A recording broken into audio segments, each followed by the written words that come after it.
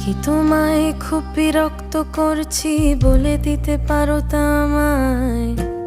হয়তো আমার কোনো প্রয়োজন নেই, কেন লেগে থাকি একটা কোণায়?